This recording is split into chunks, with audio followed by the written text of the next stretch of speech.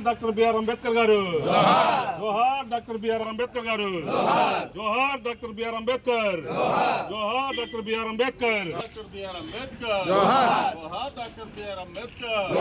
Doctor Babasaheb Ambedkar గారి వర్ధంతిని పురస్కరించుకొని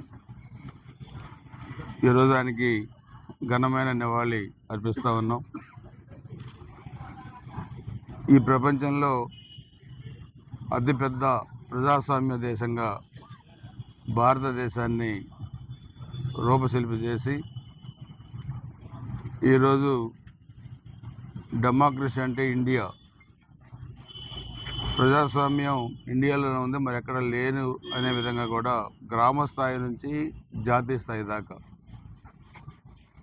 సర్పంచ్ పదవి నుంచి రాష్ట్రపతి దాకా ఈరోజు వ్యవస్థలన్నీ ఎలా ఉండాలి, అదేవిధంగా ఎస్సీ ఎస్టీ బీసీ మైనార్టీలకు రాజ్యాంగపరమైన హక్కులు ఏ విధంగా కల్పించాలి, సంక్షేమ కార్యక్రమాలు ఎలా రావాలి, ఇవన్నీ కూడా అంబేద్కర్ గారు రాజ్యాంగంలో పొందుపరిచారు.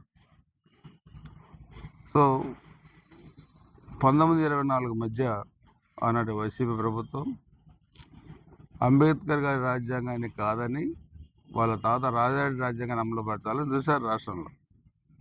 సో అందుకే మన పులివెందుల ఒంటిమిట్ట ఎన్నికల్లో కూడా ఓడిపోయిన తర్వాత కూడా వీళ్ళ ప్రవర్తనలో మార్పు రాలా, పల్నాడు నుంచే రాజారెడ్డి రాజ్యాంగాన్ని అమలు పరుస్తామని ఫ్లెక్సీలు పెట్టారు, రప్పరప్ప నరుగుతామని ఫ్లెక్సీలు పెట్టారు. దీని తర్వాత వాళ్ళ సొంతూళ్ళు పులివెందుల్లో ఒంటిమిట్టలో మీరు అమలుపరచాల్సింది రాజారెడ్డి రాజ్యాంగం కాదు, మీ సొంత ఊళ్ళో అయినా అంబేద్కర్ గారి రాజ్యాంగాన్ని అమలుపరచాలని నిరూపించారు పులివెందుల ఒంటిమిట్ట ప్రజలు. సో అందుకని డెమోక్రసీలో ప్రజలు ఇచ్చిన అవకాశాన్ని ప్రజాస్వామ్య పరిధులకు లోబడే పనిచేయాలి ఎవరైనా.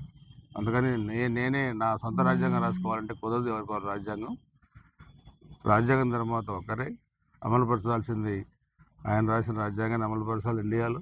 సో ఇదంతా మనం అందరం కూడా భావితరాలకు కూడా ఒక పెద్ద ప్రజాస్వామ్య దేశంలో మనం ఉన్నాం కాబట్టి భావితరాలకు కూడా ఇవన్నీ అర్థమయ్యేటట్టుగా చెప్పి, ముఖ్యంగా మన నియోజకవర్గంలో కూడా ఎవరైతే ఈ బడుగు బలహీన వర్గాలు ఉన్నారో, మరి ఆర్థికంగా వెనుకబడ్డ కులాలు ఉన్నారో వాళ్ళందరినీ కూడా బలోపేతం చేయడానికి అంబేద్కర్ గారి స్ఫూర్తిని మనం తీసుకొని బలంగా ముందుకు వెళ్ళాలని చెప్పి కూడా తెలియజేస్తున్నాం.